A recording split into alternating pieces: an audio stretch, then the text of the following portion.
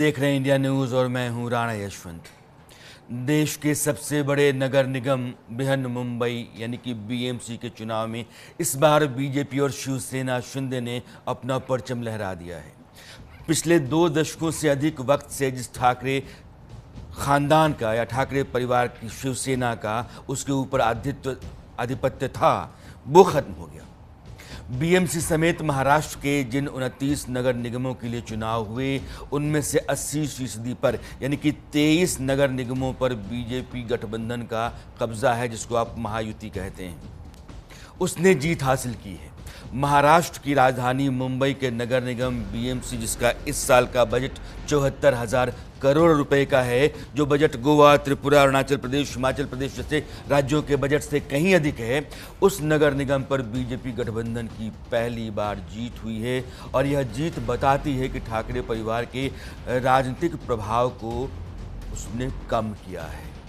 20 साल से अलग रहने के बाद राज ठाकरे, उद्धव ठाकरे एक साथ आए। शिवसेना, यूबीटी और एमएनएस ने मिलकर चुनाव लड़ा, लेकिन यह साध कि बीएमसी के ऊपर ठाकरे ब्रांड का कब्जा रहना चाहिए पूरी नहीं हो सकी। बीजेपी ने एकनाथ शिंदे की शिवसेना के साथ मिलकर बीएमसी पर पिछले 2 दशकों के दबदबे को, यानी कि शिवसेना के दबदबे को, ठाकरे जो फैक्टर है उसके दबदबे को खत्म कर दिया।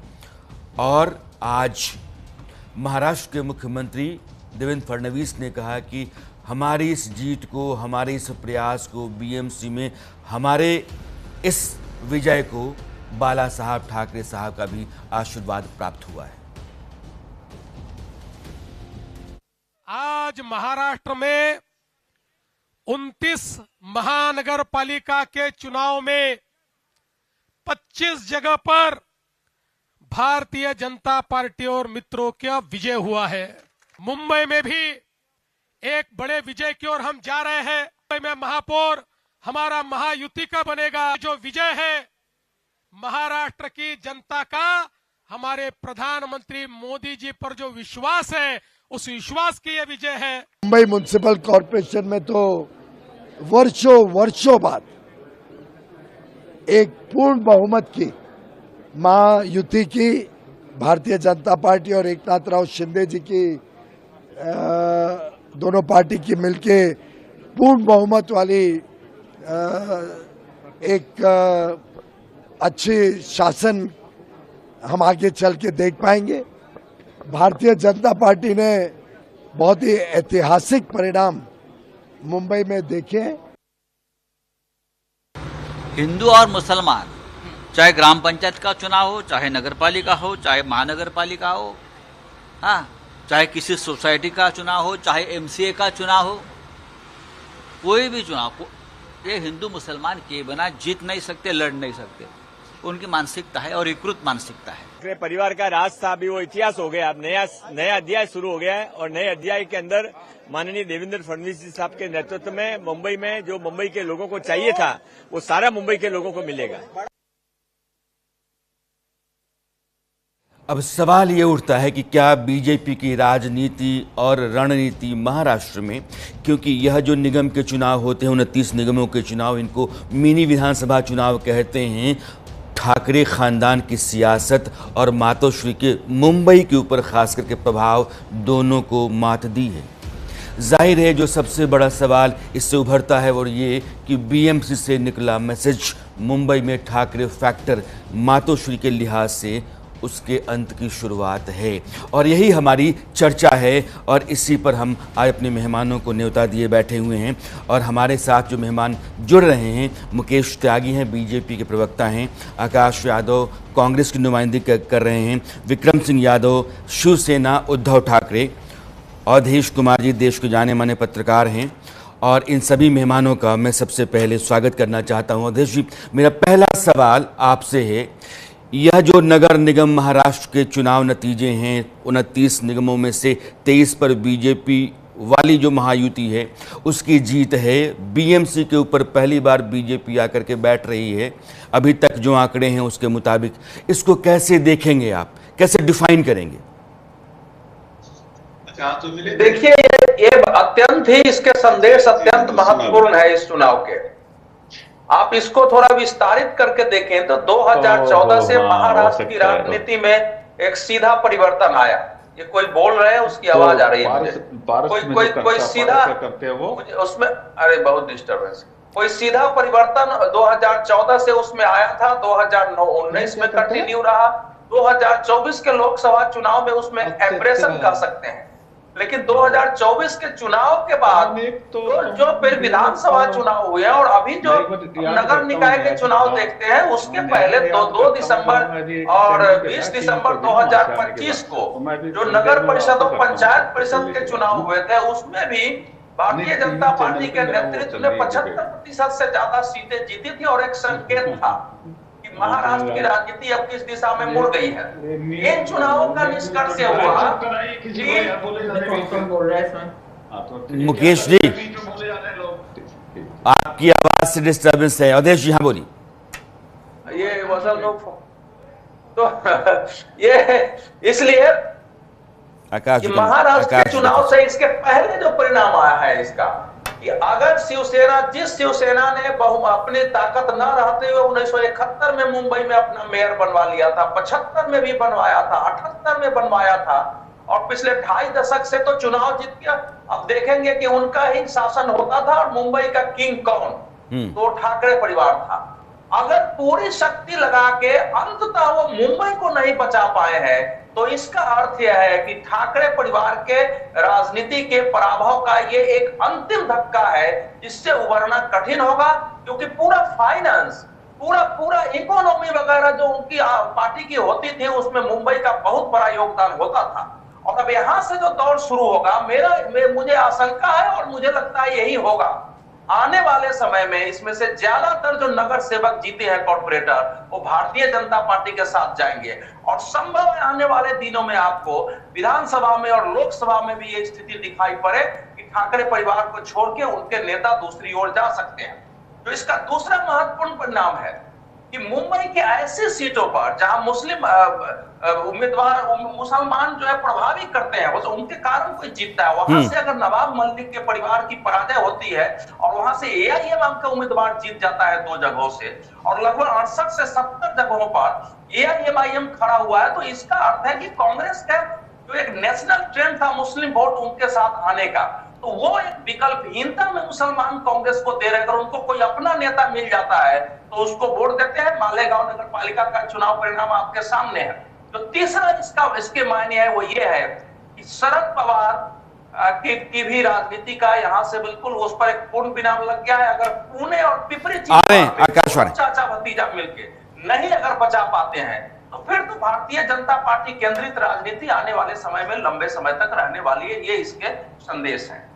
मैं मुकेश त्यागी के पास जाऊं उससे पहले, चूंकि आकाश यादव मुझे बार बार इशारा कर रहे हैं, सवाल ये है कि आप मतलब मेरी बात सुनिएगा। बीजेपी ने अपने साथी दलों को महाराष्ट्र के भीतर समेट करके पूरे राज्य में जिस तरीके से चुनाव लड़ी है और आप कहीं साथ कहीं अलग, तो यह जो लीडरशिप होती है या चुनाव लड़ने की जो रणनीति होती है, उसमें कहीं ना कहीं आप गच्चा खाए हैं। एक ज़मीन पहले से जो आपके लिए कमज़ोर पड़ी हुई है, विधानसभा के नतीजे आपको इस बात का प्रमाण देते रहे हैं, उसके बाद भी आप नहीं चेते हैं। स्थिति ये है कि आप गच्चा खाए, महाराष्ट्र में आपकी बुरी हार है।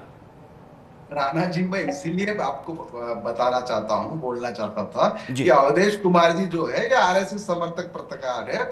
आपके कार्यक्रम का नाम ही अर्ध सत्य है और जो बातें कर रहे हैं हम लोग, वो अर्ध सत्य के आधार पे मान नहीं, ये दरअसल राणा जी सुनिए, अभी बंबई का जो टिकट है वो कांग्रेस पार्टी तय करेगी कि मेयर कौन बनाए। मैंने लेटेस्ट रिपोर्ट ली है, 42 वार्डों की काउंटिंग अभी चालू हुई है।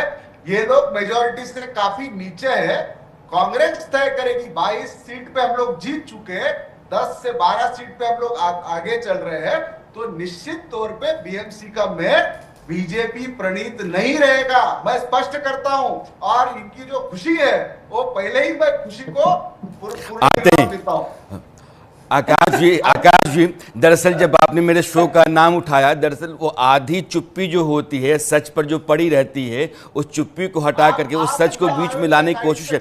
मैं सिर्फ नहीं, मुझे अपने संवाददाता से मुझे नहीं मुझे आकाश सवाल ये है कि देश का सबसे बड़ा विपक्षी दल, महाराष्ट्र में सबसे लंबे समय तक शासन करने वाला दल आज इस बात पर खुश है कि मेयर बनाने में उसकी भूमिका हो सकती है। आप समझिए ना आप क्या कह वो रहे भी हैं। नहीं होने वाली है, तो वो भी नहीं होने वाली है। अवधेश जी लेट मी फिनिश। हमने लातूर जीता है, हमने अरे आपने व्यक्तिगत टिप्पणी कर दी, मैं फिर भी चुप रहा। आपने व्यक्तिगत टिप्पणी कर दी। बोलने दीजिए, आप इतना खुश नहीं नहीं, पत्रकार होता है, लेकिन बोलिए, आप जरूर बोलिएगा, मैं आपको रोका। आपने सुनिए, मेरा धैर्य देखिए ना, आपने मेरे पर पर्सनल टिप्पणी कर दी मेरे कहे हुए के बात पर बोलने की वजह, तब भी मैं चुप हूँ, मतलब मुस्कुराया हूँ। आपने बोला कि देखिए, मैं फिर कह रहा हूँ, मैं आता हूँ मुकेश त्यागी को मैं शामिल करना चाहता हूँ। मैं राणा जी को कहता हूँ कि इसको टेप कर ले। उद्धव ठाकरे परिवार की राजनीति का अंत हो चुका है, इसको रख लिया जाए और आने वाले चुनाव में साफ दिखाई देने वाला है। कहीं इनको टेप करके रख ले। नहीं, आकाश में आता हूँ, बाकी सबको मौका देते हैं क्योंकि हो हल्ला में बात समझ में आती नहीं है। मुकेश त्यागी, एक बड़ी जीत है, आपको बधाई, आपकी पार्टी को बधाई, आपकी लीडरशिप को बधाई, आपकी रणनीति को बधाई। यह जीत किन कारणों से है? आप, अगर मैं बीएमसी देख रहा हूं तो मुझे लगता है कि एक पार्टी शिवसेना को तोड़ करके एकनाथ शिंदे के साथ आपने चुनाव लड़ा है। जितना नुकसान उन्होंने कर दिया है उद्धव ठाकरे और राज ठाकरे के इस साझा अभियान का, उसका नतीजा है कि आपके लिए बीएमसी आसान हो गया है। अगर ऐसा नहीं होता तो शायद मुश्किल हो जाती। लेकिन आपके लिए यह जीत कैसे है, कैसे देखते हैं आप? आपकी पार्टी तो ढोल नगारा सब पीट ही रही है। देखिए, जब तक आप जो है हकीकत को जमीनी आधार नहीं बनाएंगे, आप इसी प्रकार के ख्याली सपने और पुलाव बनाते रहेंगे। संजय राव कह रहे हैं अभी 12 बजे तक पता लगेगा कि क्या स्थिति। अभी भी उम्मीद लगा के बैठे हैं। तो मुझे तो एक शेर याद आ रहा है कि गालिब यही भूल जिंदगी भर करते रहे, धूल चेहरे पे थी और शीशे को साफ करते रहे। तो इनको पुनरावृत्ति होते होते एक बार इनका क्या छीका फूट गया पार्लियामेंट्री इलेक्शन में 2024 के, जिसमें हम लोगों की नंबर बहुत कम आए। लेकिन उसी प्रकार से नवंबर 2024 में हमने जो है 288 से में 233 लिए। तो वही पता लग गया था कि भारतीय जनता पार्टी और शिवसेना का जो गढ़ है वो बहुत मजबूत है। और उसके बाद भी ये नकारा, कहां का ईंट कहां का रोड़ा, भानुमति ने रोड़ा, ये ठाकरे भाई ये बीच में क्या बोलते हैं ये? मतलब नहीं, आप बोलिए मुकेश, आप बोलिए। ये डिबेट करने आए या अपना? तो मैं ये कह, मतलब कोई एक वो होना चाहिए यार। नहीं, अपनी बात पूरी कीजिए आप। यार मैं ये कह रहा हूं, कहां का ईंट कहां का रोड़ा, भानुमति ने कुंभा जोड़ा। इन्होंने तरह तरह के इधर उधर के गठबंधन, ठाकरे भाई दोनों मिल गए, बंधु मिल गए, उधर जो है मतलब हर प्रकार से इन्होंने तोड़ मोड़ करके इन्होंने अपने सिद्धांतों की बलि लगाई। बाला साहेब कहते थे कि भैया मैं कांग्रेस के साथ कभी गठबंधन नहीं कर सकता हूं, जिस दिन करूंगा उस दिन अपनी ताला लगा दूंगा दुकान पर। इनके पुत्र ने अपनी सत्ता के मोह में हमारे साथ झूठ बोला। अच्छे खासे मुख्यमंत्री बने हुए थे, हमारे साथ अच्छा इनका तालमेल चल रहा था। लेकिन इनकी तो कहते विपत्ति काल, वो जो कहते विपरीत बुद्धि जो होती है, तो वो इनकी स्थिति हो गई। इन्होंने हमें हमारी पेट पे छुरा भौंका। तो लोग देख रहे हैं। मैं समझता हूं कि देखिए, जनता आजकल बहुत परिपक्व हो गई है। अब जैन जी को लेकर के जो राहुल गांधी चिल्लाते रहते हैं, राहुल गांधी कहते रहते हैं हमारा संविधान खतरे में है, ईवी जो है वो उसमें रिक्त कर दी गई है, और तमाम प्रकार के लांछन ऐसे लगाते रहते हैं बेबुनियाद। जनता को गंभीर राजनीतिक चाहिए। अब इनकी जो राजनीति थी मराठा को लेकर के थी, कह रहे थे कि गुजरात और नॉर्थ इंडियन वाले आकर के यहाँ पर मराठी बोले, नहीं बोलेंगे तो हम उनकी पिटाई लगाएंगे। 20 से 30% वोटर्स हैं गुजरात के और नॉर्थ इंडिया के, तो उनको ये बिल्कुल, तो इन्होंने जो सन ऑफ सॉइल की थ्योरी लगाई और जो एरोगेंसी और इनके पास जो कुबेर धन था ये बीएमसी का, इनके हाथ से इसीलिए निकल गया। इन्होंने कोशिश करी कि शायद राणे बंधु। हाँ बोलिए मुकेश, अपनी बात पूरी कर लीजिए। हाँ, तो मैं ये कह रहा हूं कि इन लोगों को अभी तक अपनी गलती का एहसास नहीं हो रहा। अभी भी उम्मीद लगा के बैठे हुए हैं कि हमारा महापौर बनेगा। अरे भाई, आपका महापौर कैसे बन जाएगा जरा मुझे बताइए। आप लोगों ने बहुत बीएमसी का आपने बहुत आनंद लिया है, बहुत लूटा है बीएमसी। देखिए 75,000 करोड़ का उसका बजट है, जो कि मैं समझता हूं कि बहुत सारे स्टेट के से 3 गुना ज्यादा बजट है इसका। तो ये तो इनका कुबेर खजाना था जिस पर इनका वर्चस्व था, पूरी राजनीति इनकी उस पर चल रही थी। अब आप लेके इन्होंने कहा साहब अडानी। अरे भाई, अडानी को कॉन्ट्रैक्ट आते हैं मुकेश, आपकी बात मुझे समझ में आई है, मुझे लगता है दर्शकों में आई होगी। कांग्रेस जीती। विक्रम सिंह यादव, ये जो आपकी पार्टी शिवसेना यूबीटी है, एक बड़ा फैक्टर अवधेश जी भी कह रहे हैं, मुझे लगता है कि उसको इस तरीके से देखा भी जाना चाहिए कि बाला साहब ठाकरे की जो सियासी विरासत थी, जिस विरासत के आधार पर शिवसेना उद्धव ठाकरे की राजनीति चल रही थी, दोनों भाइयों ने मिलकर के उसी को बचाने की कोशिश की, लेकिन जो राजनीति बाला साहब ठाकरे की थी वो बीजेपी और एकनाथ शिंदे के साथ आगे निकल गई है। इसलिए आज बीजेपी के नेताओं को सुने तो कह रहे हैं कि पहले इमोशनल बयान दिए जाते थे, दरअसल वो नहीं चला है। हमने जो विकास किया है और हिंदुत्व का नारा बुलंद किया है, उसके आधार पर लोगों ने वोट दिया है। क्या शिवसेना यूबीटी उस पराभव पर है या उसकी शुरुआत महसूस कर रही है जो नतीजे इस बार महाराष्ट्र में हैं? राणा साहब, मुझे ये बताइए कि इन्होंने हिंदुत्व के लिए क्या कर दिया और शिवसेना ने क्या हिंदू विरोधी काम किया? ये तो एक परसेप्शन बनाया जाता है। जैसे आप चैनल वाले भी एक राजनीतिक विश्लेषक बुलाते हो ना यहाँ पे, वो राजनीतिक विश्लेषक नहीं होता, वो आरएसएस का या बीजेपी का आदमी होता है। ये आपकी राय हो सकती है। अपने आप को नहीं, वो अपने आप को पत्रकार कहता है, लेकिन पत्रकार को निष्पक्ष होना चाहिए। लेकिन ये सारे बीजेपी के प्रवक्ता की तरह बोलते हैं आकर के यहाँ पे ना। लेकिन विक्रम भाई, जब नतीजे आते हैं तो राजनीति को और समाज के मानस को ऐसे ही समझा जाता है, कैसे देखा जाए? नतीजे क्या आप देखो ना, दूसरी जैसे ये कहते हैं कि शिवसेना असली वो है, तो उसकी सीटें हमारी सीटें कंपेयर करो, किसकी ज्यादा है, पता चल जाएगा। ये हंस रहे हैं ना, इनको ये हिसाब नहीं लगाते। इन्होंने एक डायलॉग रट रखा है कि बाला साहब कहते थे मैं कांग्रेस के साथ नहीं जाऊंगा। अरे अमित शाह जी बिहार में चिल्ला चिल्ला के स्टेज पे बोल रहे बात कि हम नीतीश कुमार के साथ नहीं जाएंगे, नीतीश कुमार आएगा भी तो हम लात मार के भगाएंगे उसको। क्या हुआ? इनके सिद्धांत कहां चले जाते हैं? अरे पीडीपी के साथ सरकार बनाते हैं, इनके सिद्धांत कहां चले जाते हैं? ये आखिर है पत्रकार बनाते हैं अपने आप को। नहीं, आप अवधेश पर मत जाइए। विक्रम भाई, आप व्यक्तिगत बिल्कुल मत होइए। नहीं, मैं चाहता हूं कि हमारी चर्चाएं जो हो ना, वो मर्यादा के दायरे में रहें। हर व्यक्ति को अपनी बात कहने का हक है, लेकिन आप इतने उतावले हो जाएंगे तो ठीक है, तो फिर वो माहौल वैसे ही हो जाए बाकी जो ऊपर होता है। भाई हारा कौन है? दूसरी शिवसेना है, उसकी सीटें आप कंपेयर करो कितनी आई है, हमारी कितनी आई है, तो हार कैसे हो गई? कैसे हार हो गई है? ये तो हार के भी जीत वाली बात है। भाई पार्टी को तोड़ दिया, सरकारी मशीनरी को इस्तेमाल कर लिया, सारा कुछ इनके हाथ में है, फिर ये डंका बजा रहे हैं। अरे कम से कम ऐसा खुले मैदान में आना चाहिए ना, क्यों किसी के साथ गठबंधन किया? अकेले आना चाहिए था। आप गठबंधन करो, किसी के साथ कुछ भी नहीं, ये दोनों भाई इकट्ठे हो गए, एक परिवार। लेकिन विक्रम सिंह यादव 1997 से लेकर के 2026 तक अगर कोई पार्टी उस बीएमसी के ऊपर बैठी रहती है और उसको बचाने की खातिर उसने पूरी ताकत लगाई है, फिर भी वो नहीं बचा पा रही है, तो उसका कोई कारण तो ढूंढा ही जाएगा ना। क्या ये लोग तो महाराष्ट्र सारे गुजरात में लेके जा रहे हैं, ये कहाँ बचा रहे हैं? बॉम्बे के से सारी चीजें, महाराष्ट्र से सारे उद्योग गुजरात। मैं डॉक्टर सीमा मलिक के पास आता हूँ। गुस्सा जो है, मैं बारी इतना गुस्सा मेरे पर है, गुस्सा उतार दीजिए। जनता ने आपको वोट नहीं दिया, मेरे पर क्यों गुस्सा? बारी हम आते हैं, अपने सभी मेहमानों को शामिल कर लूं चर्चा में। डॉक्टर सीमा मलिक, दो मुकेश भाई, बस मैं सीमा जी को शामिल करके आपके पास आ रहा हूं। इस बार के चुनाव में ये मिनी विधानसभा इसको माना ही जाता है, दो बड़े मराठा नेता या चेहरे, पवार साहब या पवार खानदान, ठाकरे खानदान, और दोनों को हार मिली है। सीमा जी, कम से कम आपकी पार्टी और आपका जो फैक्टर है, पवार फैक्टर, वो कहीं ज़्यादा कमज़ोर पड़ा है। एक तरीके से समझिए तो कहीं कुछ ज़मीन दिखती नहीं इस बार।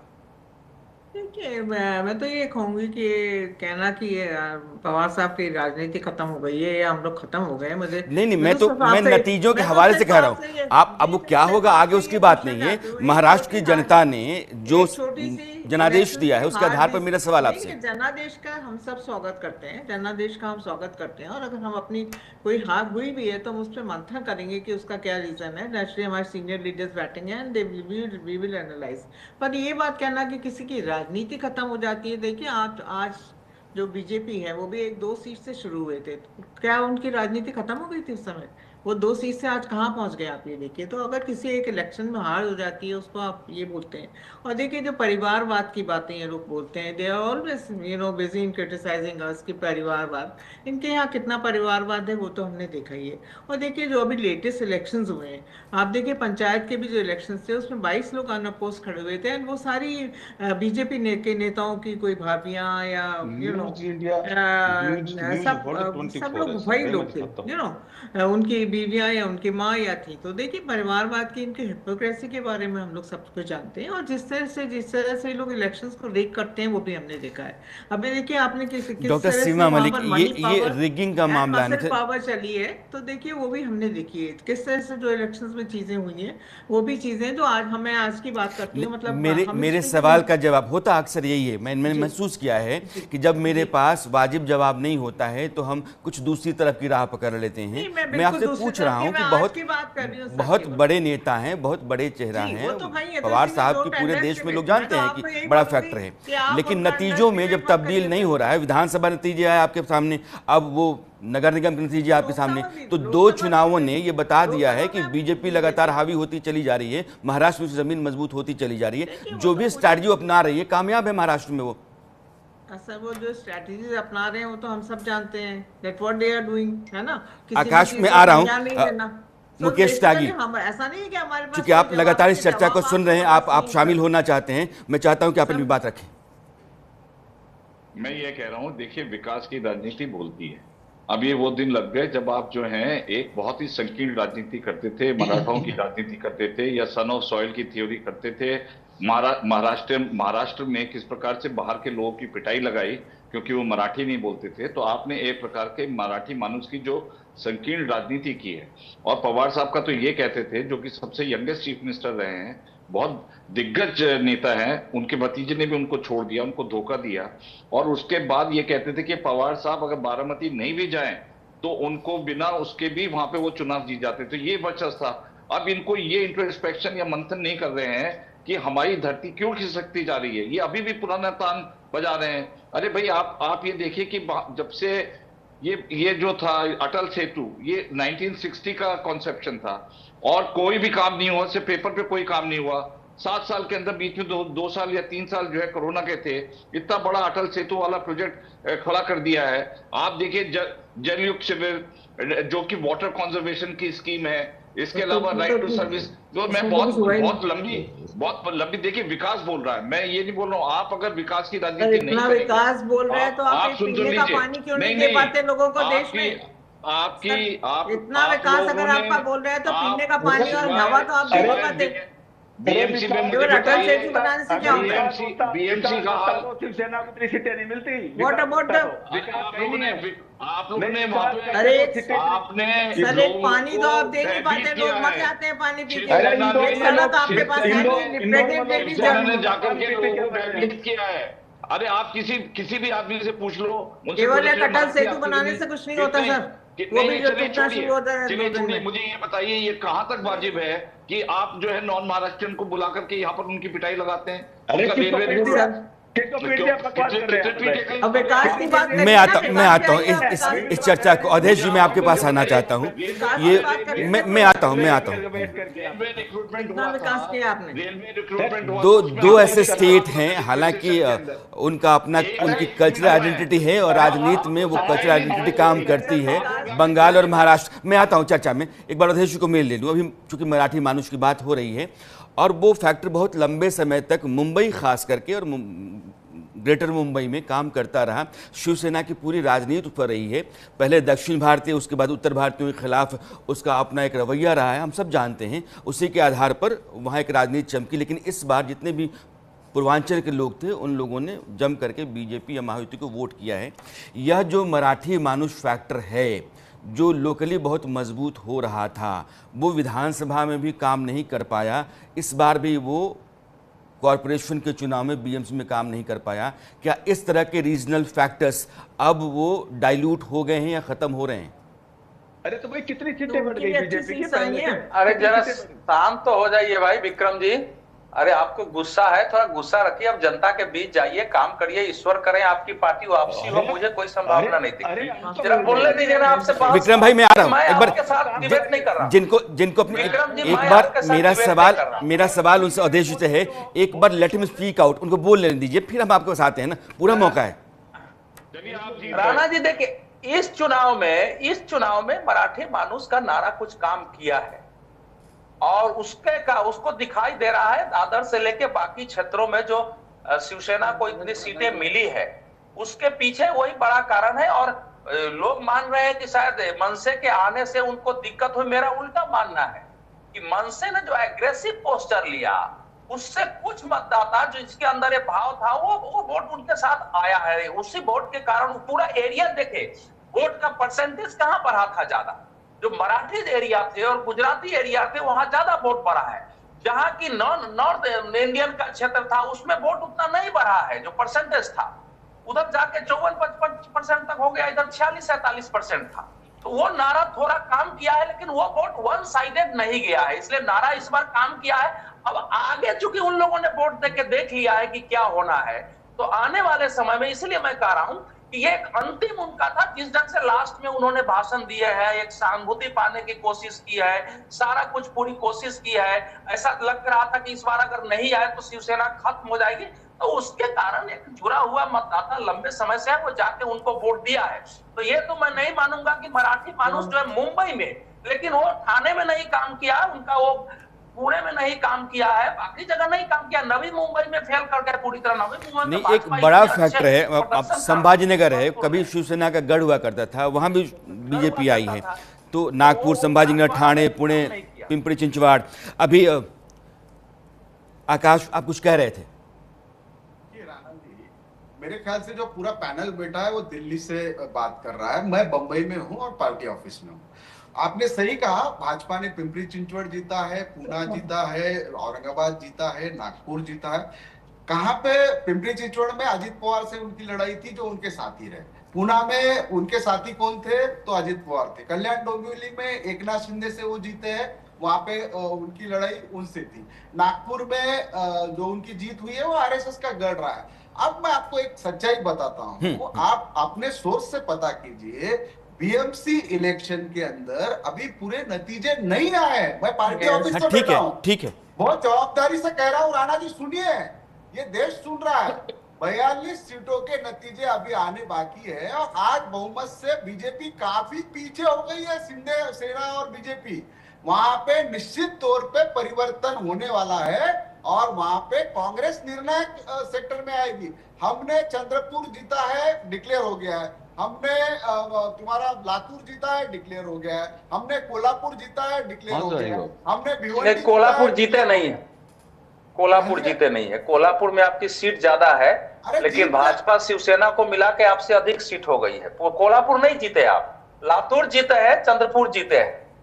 देखिए, ओके मान लेते हैं कि हमने कोल्हापुर नहीं जीते, लेकिन मेयर हमारा ही बनेगा। तो आज भी 5 मेयर हमारे बन रहे हैं, 10 में हम सहभागी है। 15 जगह पे 23 में कांग्रेस, जिसके पास संसाधन नहीं था, जिसके पास नैरेटिव नहीं था, जिसके पास मीडिया का सपोर्ट नहीं था, पूरा देश हमारे खिलाफ था, फिर भी जनता ने हमको ये मैंडेट दिया है।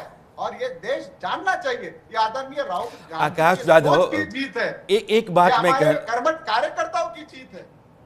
जो विश्लेषण महाविकास अघाड़ी में मेरा एक छोटा सा सवाल है, अगर आपकी पार्टी को लग रहा है कि मेयर आपकी पार्टी या आपके जीते हुए पार्षदों के बगैर नहीं बनेगा, अगर आपको लगता है कि शिवसेना की स्थिति उतनी ही है, बीजेपी का वहां तख्ता, बीजेपी सत्ता में नहीं आ सकती है, तो फिर आपने उनके साथ जाकर के चुनाव क्यों नहीं लड़ा? अगर आपको लग रहा है कि आपके हो जाने भर से स्थितियां और बेहतर हो गई होती, तो ये जो अलायंस होता है वो सिर्फ वेस्टेड इंटरेस्ट के लिए होता है, या फिर आप एक अपना ओपोनेंट है आपका बीजेपी जैसा, उसने आपके एक साथी दल उद्धव ठाकरे की शिवसेना को तोड़ा है, आपके साथ होने के बाद स्थितियां अगर बन गई होती और उसमें पुरानी व्यवस्था के बने रहने की उम्मीद थी, तो फिर साथ क्यों नहीं लड़े आप?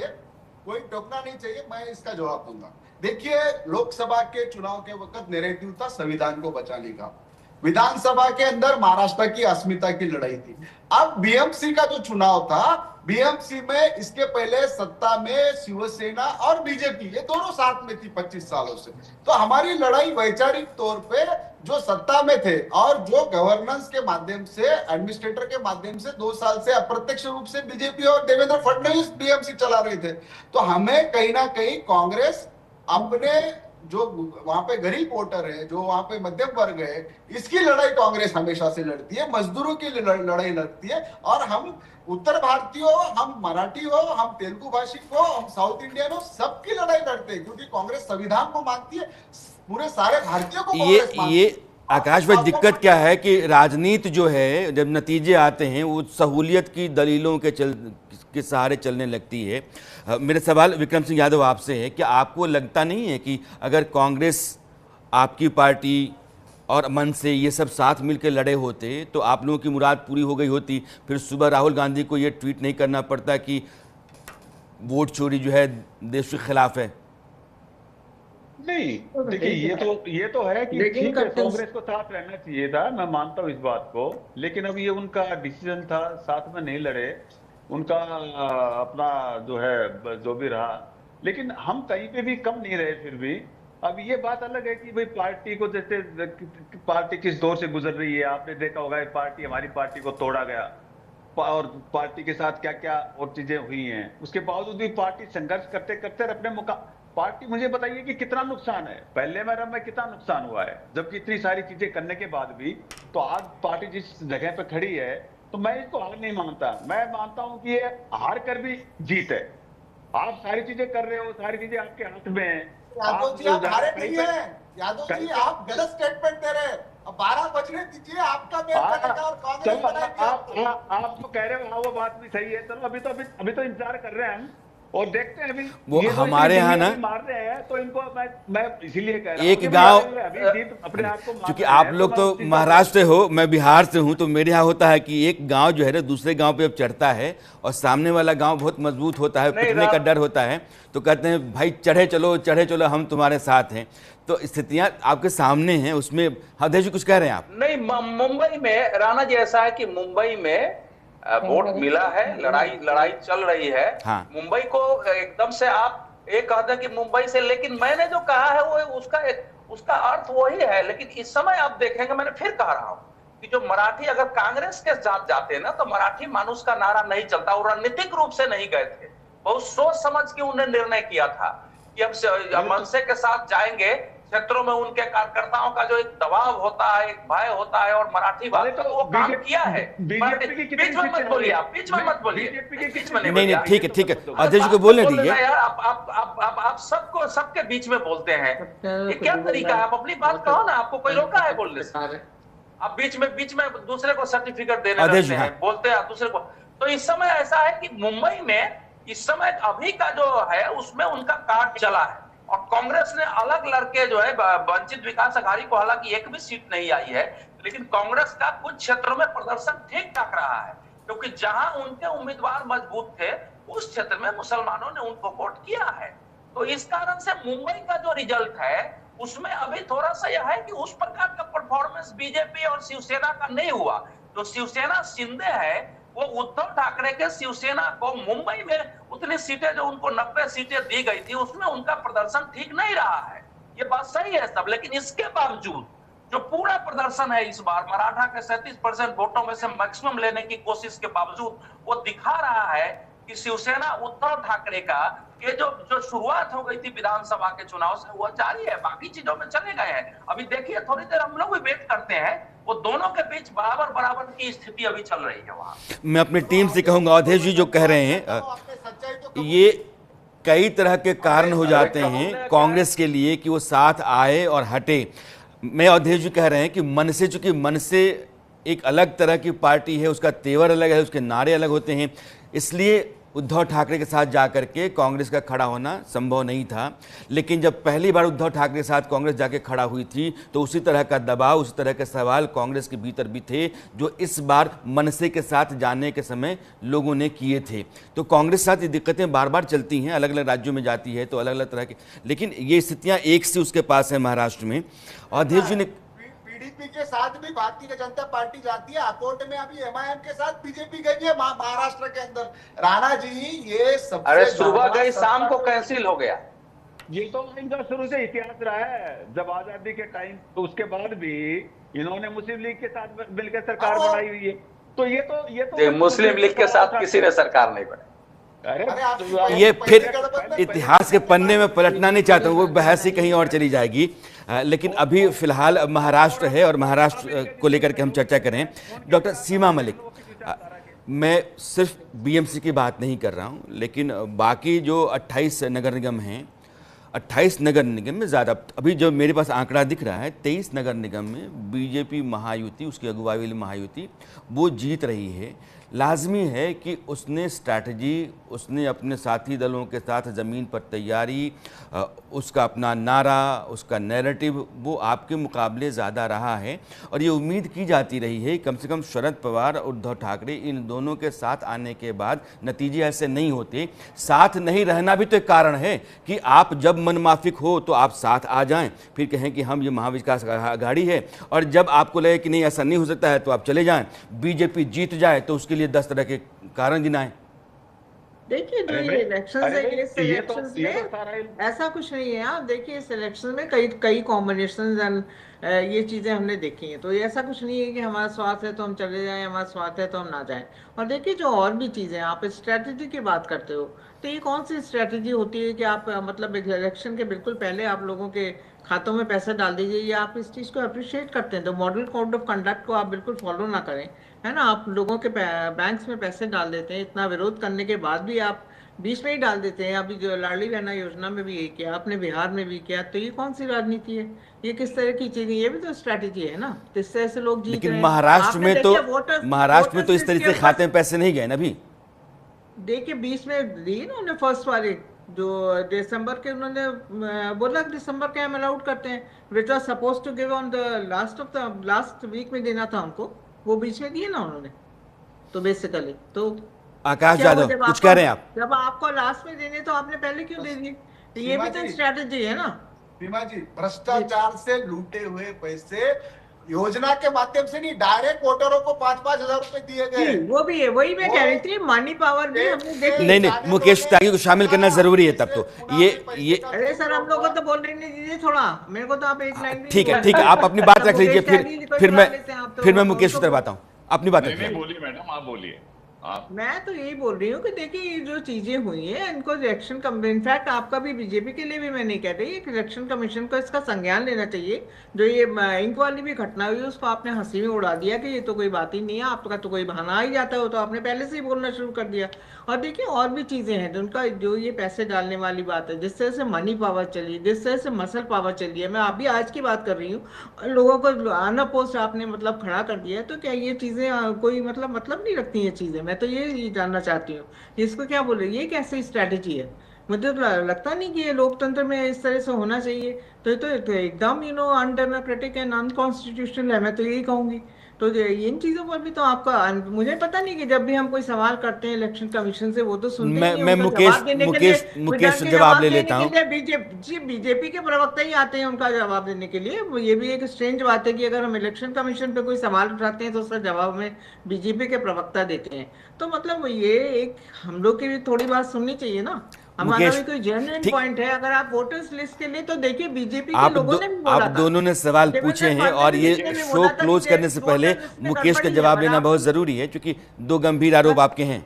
सिर्फ पर देखिए उस वोटर्स लिस्ट के लिए आशीष शेलार जी ने, देवेंद्र फडणवीस जी ने भी ये बात बोली थी कि हाँ वोटर लिस्ट में गड़बड़ी है, पर आपने 12 राज्यों में SIR कराया, पर आपने यहाँ पर क्यों नहीं इस वोटर्स लिस्ट को ठीक किया? मुझे समझ नहीं आती ये बात।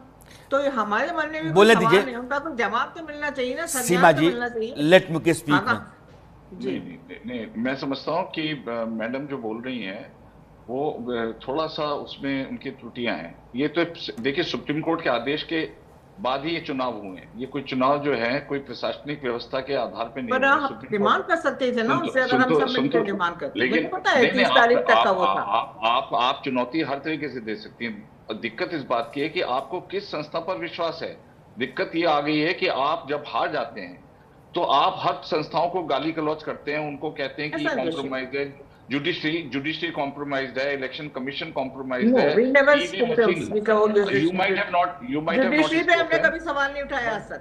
बट क्या बात कर रहे हैं? मैं आपको कई बयान दिलवा दूंगा। राहुल गांधी जी ने सर आपके नेता तो बोलते हैं कि ये मतलब हम लोग रह युद्ध करवा रहे हैं, आपके आपस में यूनिटी नहीं है।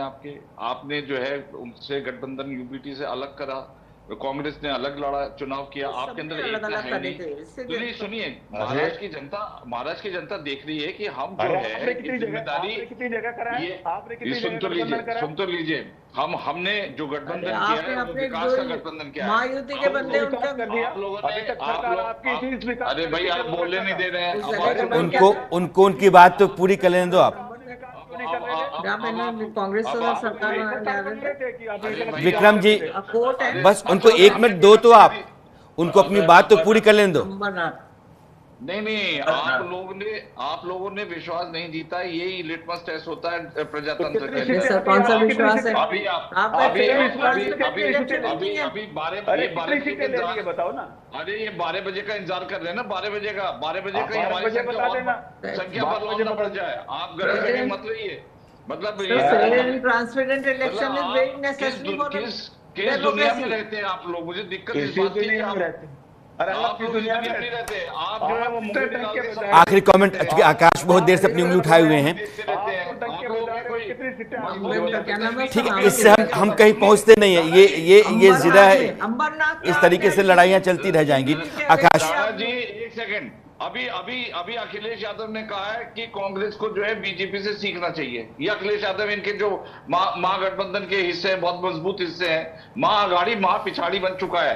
आप इसको जब नहीं तो दिग्विजय सिंह ने भी कहा कि हमको भले ही नफरत है, लेकिन उनका जो ढांचा है और जो व्यवस्था है उससे मुझे सीख मिलती है। अंबरनाथ में देखिए ना क्या किया इन लोगों ने, अपने ही जो शिंदे जी हैं उनके अगेंस्ट इन लोगों ने पूरा वो परपंच कर दिया। 11 उन्होंने कांग्रेस के एमएलए वहां से तोड़ दिए जस्ट टू कि शिंदे को डाउन करने के लिए। तो कैसी इनकी ये मतलब अलायंस है? अब चूंकि शो क्लोज करने का वक्त आ गया है, ये बहुत सारे अवधेश जी, मैं लास्ट कमेंट आपका लेना चाहता हूँ। चुनाव देश में होते रहते हैं और लगातार चुनाव बीजेपी भी जीतती है, गैर बीजेपी दल भी जीत जाते हैं। वो कर्नाटक हो सकता है, तेलंगाना हो सकता है, वो हिमाचल हो सकता है। इस बार भी जैसे चंद्रपुर है कांग्रेस के पास है, परभनी है वो शिवसेना उद्धव के पास है।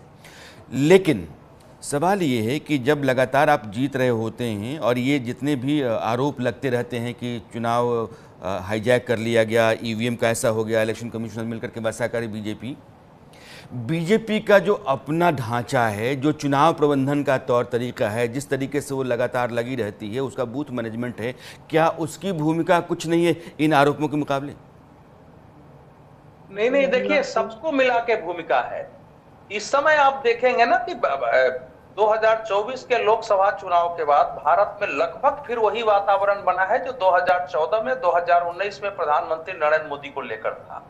अगर विपक्ष इसका मूल्यांकन नहीं करेगा ठीक से, एनालिसिस कि ऐसा क्यों हुआ है, अब इसका देवेंद्र फडणवीस इसके सबसे बड़े उदाहरण है कि लोकसभा चुनाव के बाद उन्होंने त्याग पत्र की पेशकश की, केंद्रीय नेतृत्व ने त्याग पत्र नहीं स्वीकार किया। उन्होंने टीवी पर कहा चूंकि मैं लीडर था तो मेरी जिम्मेवारी थी अगर हमारी पार्टी हारी है तो फिर जब उसके बाद हमने एक एक क्षेत्र की बैठक की, उसको समझने की कोशिश की, कहाँ क्या कमी है, फिर उन सबको दूर किया, लोगों को जोड़ा और फिर यहाँ ले आए। लेकिन भारतीय जनता पार्टी में रीजनल लीडर्स को भी इतना कॉन्फिडेंस दिया गया है कि देवेंद्र फडणवीस इस समय जितने राज्य के नेताओं हैं उनमें विचारधारा जो हिंदुत्व है, राष्ट्रवाद है, क्षेत्रीय जो मराठा का भाव है, वो उसके साथ साथ विकास, प्रखरता, एडमिनिस्ट्रेशन और संगठन को साथ लेकर चूंकि लोकतंत्र में आकाश भाई, चूंकि सीमा जी और आकाश भाई, मैं आप दोनों से माफी चाहता हूं, मेरा बस चूंकि मेरे पास मैं सिर्फ ये कहता हूं कि लोकतंत्र में थोड़ा खुले दिमाग से अगर हम सोचते हैं, चलते हैं, तो हमारी पार्टी की भी बेहतरी उसमें है। एक हमारा विरोधी है जिसके तौर तरीके, उसके काम करने का पूरा ढांचा, नीचे ज़मीन तक उसका तौर तरीका, ये अगर बेहतर है और हम उस तरीके से अगर आ जाएं तो उसको मुकाबला दे सकते हैं, तो ऐसा क्यों नहीं कर सकते हैं? और इसको लेकर के हम ऐतराज़ क्यों करते हैं और कई तरह के बहाने फिर बनाने लगते हैं कि वो तो लूट लिया और ये तो ईवीएम का मामला है और फिर पैसे दे दिए, अकाउंट में चले गए। कुछ बातें जो बहुत साफ साफ दिखती हैं उनको भी स्वीकार करना चाहिए। इन्हीं बातों को लेकर के हम शो करते हैं। सत्य, आप सभी मेहमानों का बहुत बहुत शुक्रिया, ये चर्चा बेहतरीन रही है। और अब आप मुझे दीजिए विदा, 9 बजे न्यूज़ मास्टर में होती है मेरी आपकी फिर मुलाकात। नमस्कार।